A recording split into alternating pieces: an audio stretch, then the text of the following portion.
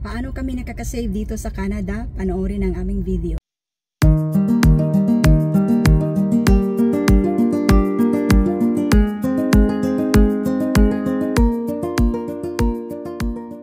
Lahat, welcome sa aking channel. Si Mimi po ito. So isang paraan para kami makasave. So ayan, magkasama kami ng aking asawa kasi pareho kasi kami ng kumpanya at magkalapit lang ang workplace namin. So dinadaan lang niya ako para makasave kami ng gas. So, at para hindi na niya magamit ang kanyang sasakyan, sana lang sasakyan na gagamitin namin. So dito pala sa Canada guys, kailangan talaga marami kang skills para more income ka at saka makatipid ka talaga. For example, kung marunong kang manggupit, extra income din talaga. Friend kami dito na nagugupit siya. So, 'di ba? Malaking bagay yung malaking tipid 'yon. Namin sa gupit sa mag-ama ko. So, every 3 months, napapagupit yan sila. So, $30. So, dalawa na sila. Kung yung wala kasi dito guys, yung manghilot, wala din dito yung magmassage. Although, mas maganda talaga yung massage sa Pilipinas, 'di ba? Kung marunong ka mag-massage dito, makaka-income ka talaga. At pa kung marunong ka sa mga gadgets, kung medyo techy ka, ayan, mapipirahan mo talaga yan. Kasi magbabayad din sila yung ibang mga kababayan natin ng cash. Maganda din dito kung marunong ka sa pag-change ng tires. Kahit may rims yung sasakyan mo, mga kaibigan ko dito na minsan sila yung pinapa-change ko ng tires ko kasi $69. 2 times ka change ng tires sa 1 year, gastos din talaga. So mas maganda na marunong magkabit ng tires. Winter tires at saka summer tires, iba kasi. So ibig sabihin magastos din. So pag marunong ka, so hindi ka na magbabayad. So isa pang bagay na nakakatipid kami, kasi pag lumabas ka, mag-grocery ka, kakain ka pa. So mas maganda na lang na magluto sa bahay. Lumabas ka pa at kumain. Kami nag-long drive sa mga lugar na napuntahan na namin. So di ba yung unang-una kami dito sa Canada, parang lahat ng lugar pupuntahan namin, lahat ng karatig na probinsya pupuntahan namin. Pero napuntahan din naman namin. Pero sa ngayon na sobrang mahal na ang lahat, gas, hindi na kami masyadong nag-long drive. So ngayong year nga hindi na kami nag-camping kasi nag-camping na kami last year. So para iwas gastos. Para makatipid tayo guys, so yung mga lumang gamit na pwedeng, nung hindi nyo na ginagamit, pwede yung maibenta sa marketplace o di kaya mag-garage sale kung may space kayo sa bahay ninyo. Binibenta namin yung mga bagay na hindi na namin ginagamit sa marketplace, no? Ipopost mo lang. Kung mag-grocery ka guys, kailangan busog ka kasi marami kang cravings pag gutom ka. Hindi ka makikita doon sa nag-iipon kami ng bote, guys, kasi yung bote, maliban na lang sa milk, yung mga bote ng soda, mga ganun, 5 cents. So ayan guys, yung mga bote ko na ibibenta mamaya, so maka $40 to $60 ako dyan. So depende din yan kasi sa dami na yung mga bote. So iniipon namin yan sa bahay o saka minsan sa work din. So ayan, extra income din, 'di ba? So malaking bagay na yung makalibre ka sa gas. So minsan nga one time na kabili ako ng grocery out sa mga binenta kong mga bote. So 'di ba? Nakaka-save ako. At yan ang buhay Canada. So ito na nga guys, ang aking mga bote na sinsave ko siya, kinukolekt ko. So itong mga soda, 5 cents.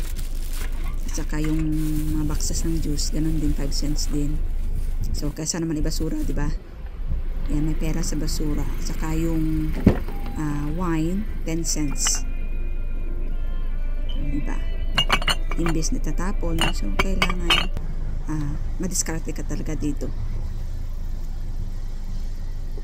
Ay, every week pala yun, no? Iniipon ko mula sa aking workplace sa school. So, di ba? Nakaka-extra income ay nakaka-save na talaga ako dito sa gas. So, hindi na kami masyadong bumibili ng mamamahaling gamit. No, kasi hindi naman kami nag-uniform sa aming work.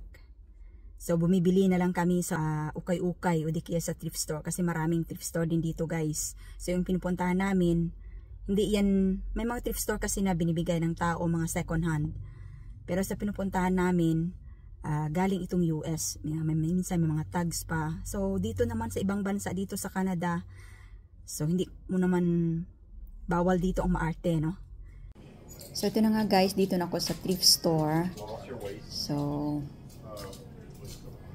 ayan, no? Kalain mo ang mga bags na to ay mga magaganda pa. So, diba, kesa naman bibili ka ng mamahalin. So, why not dito sa thrift store? So,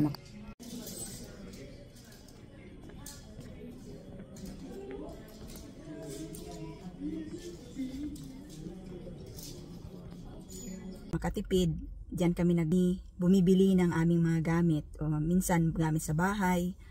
O minsan nga, kinukuha namin dito sa labas sa mga sa may basurahan, di ba? May basurahan dito. So kukuha kami dito ng gamit, no, na pwede pang magamit sa bahay. So nakakatipid kami. At saka sa thrift store naman, di ba, mga damit, mga pang-ordinaryong damit na pang-work. So no need na bumili ng mamahaling gamit, mga damit o sapatos pang-work. Dito sa ibang bansa, kailangan ding madiskarte, para hindi makagastos ng sobra. So, yan lang guys ang maipapayo ko. Pero minsan-minsan dapat ding i-treat ang sarili dahil nagtatrabaho tayo, diba? Pero wag lang, pwede namang makontrol yung ating mga expenses kung marunong lang tayo sa ating mga finances. Walang ibang makakatulong sa atin kung di yung ating sarili. So, dapat marunong tayong mag-control, kung mag-control ang ating mga desires. So, minsan kasi especially pag may credit card ka, nakaka-tempt kasi pag may credit card ka. So, iniisip mo na, ay marami pang laman ng credit card ko, mag-swipe na lang ako, no? So, sa sobrang swipe, malubog tayo sa utang, no? So, parang hindi din maganda. So, live below your means lang. At saka, yan, na-realize ko din dito sa ibang bansa, dito sa Canada, na walang makakatulong sa atin, kundi yung ating sarili. Mga tips paano magtipid. Ito yung kalabasa natin, maliliit pa lang sila. Isa, dalawa sila.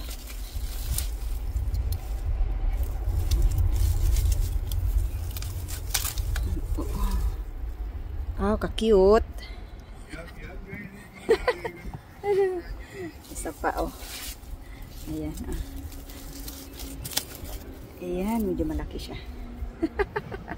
O, libre ang ating gulay. Ako ngayon magugulay. Puro gulay lang.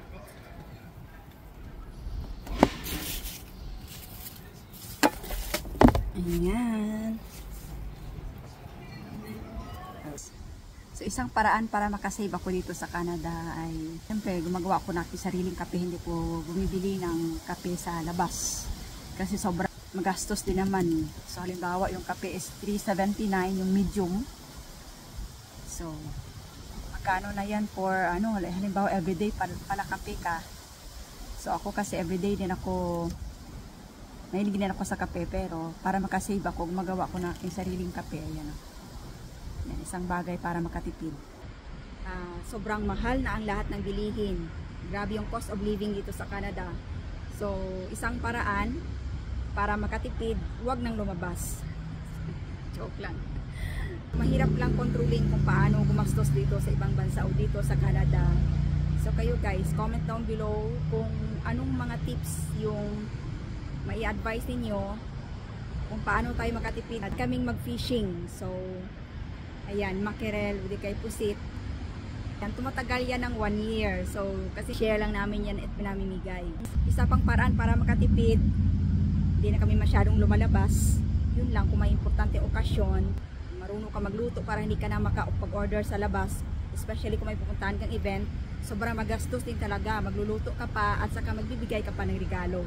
So, yan ang norm dito sa Canada, no? So, marami kasi mga bagay yung hindi mo magagawa dito kasi 1 kilos mo lang bayad, ganun. So, yan guys, kung may mga tips pa kayo na mai-add, please comment down below. At saka, thank you guys. Don't forget to subscribe, like, and share.